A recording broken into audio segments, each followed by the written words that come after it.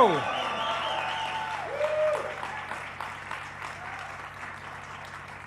Well, folks, please take a seat if you have one. Today, thanks to concerted American leadership, we're in a situation where safe passage for wounded Palestinians and foreign nationals to exit Gaza has started. The American citizens are able to exit today as part of the first group of probably over 1,000. We'll see more of this process going on in the coming days. We're working nonstop to get Americans out of Gaza as soon and as safely as possible. This is the result of intense and urgent American diplomacy with our partners in the region.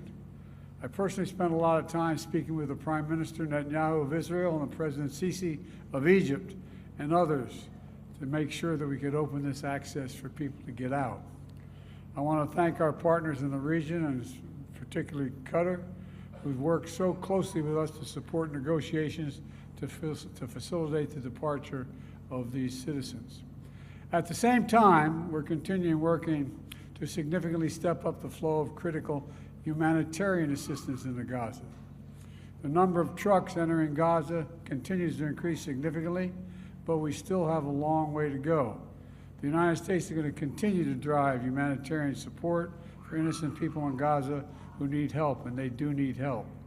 We're going to continue to affirm that Israel has the right to responsibility to defend its citizens from terror, and it needs to do so in a manner that is consistent with international and humanitarian law that prioritizes the protection of citizens. We've all seen the devastating images from Gaza.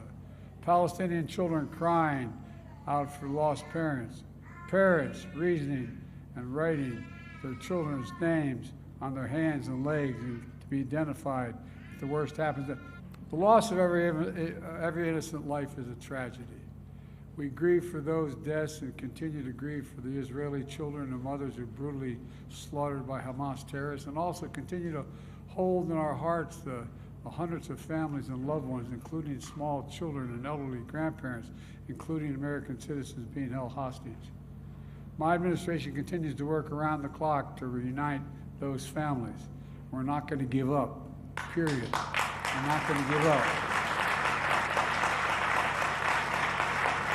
I can confirm that overnight Australian time, 20 Australians plus 2 family members and a permanent resident were able to cross the border at Rafah, out of Gaza into Egypt. As you know, we've been part of an international push to allow safe passage for foreign civilians out of Gaza, and particularly, obviously, advocating for Australians. I'm so relieved and grateful this first cohort was able to cross. They're being supported by our consular staff in Egypt. They've been transported to Cairo, and travel arrangements are being made for them to get home free of charge.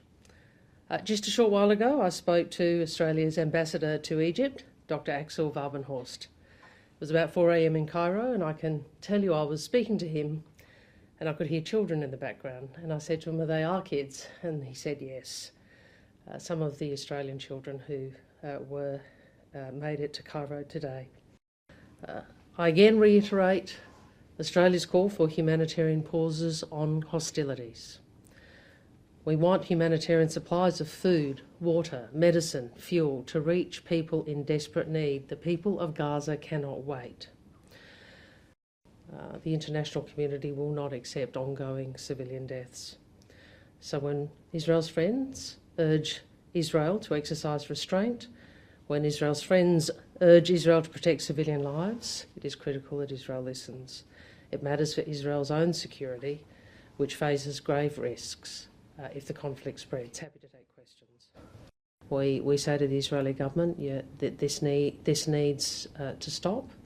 Attacks on civilians in the West Bank who are entitled to be there. Violence against civilians needs to be ended, and it's not good for Israel's security either to have violence against Palestinian civilians on the West Bank underway. I never ever have seen something similar in Gaza when I came before, after conflict.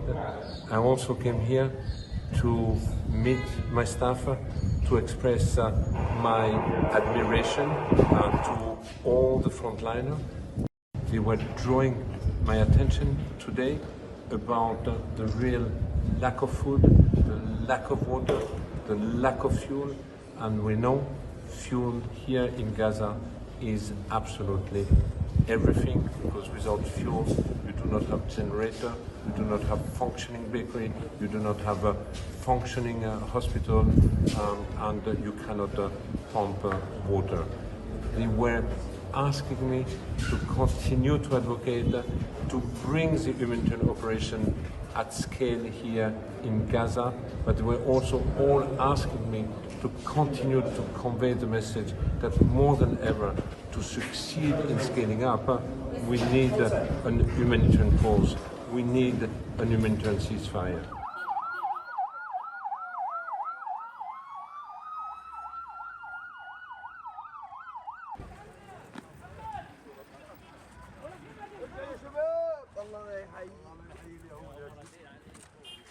ارجع جحجوح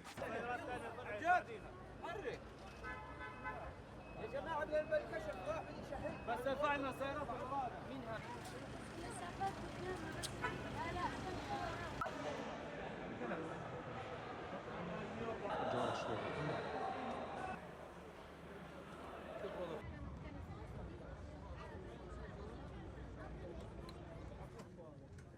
نادي على بابا نادي على بابا ميرا نادي بابا قولوا تاخذنا نادي على افتحوا لنا الباب حرام عليكم